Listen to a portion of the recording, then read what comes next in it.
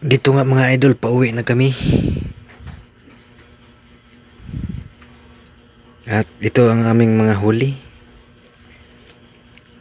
Mga kasag. Ito babae mga idol, oh. Babaeng kasag.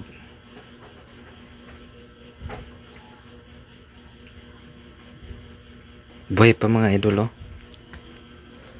Press na press pa ang mga kasag natin mga idol.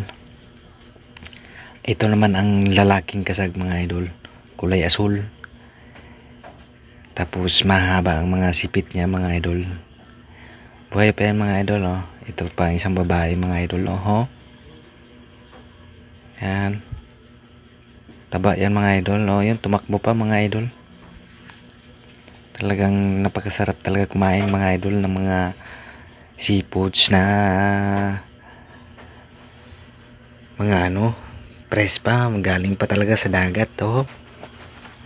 Napakasarap talaga, makakain ka na maraming mga kanin mga idol. Ito naman yung isda mga idol, oh. Nawala na yung kanyang wings na panglangoy, kinain ng mga kasag mga idol. Tsaka ito naman ang long ice mga idol kung tawagin sa amin, ho. Kasag din naman ito mga idol.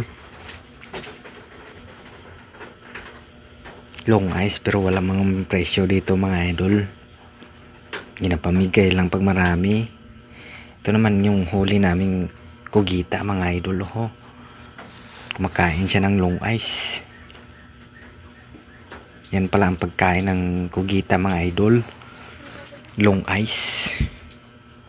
Ang lupit pala niya kumain ng kasag mga idol.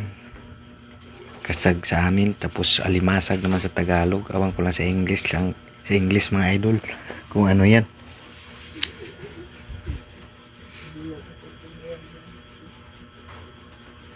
Malaki-laki na rin itong aming nahuling pugita mga idol. Kalahating kilo na.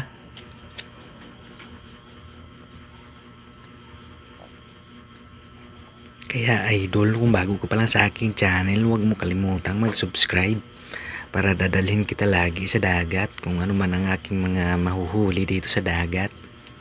Thank you mga idol.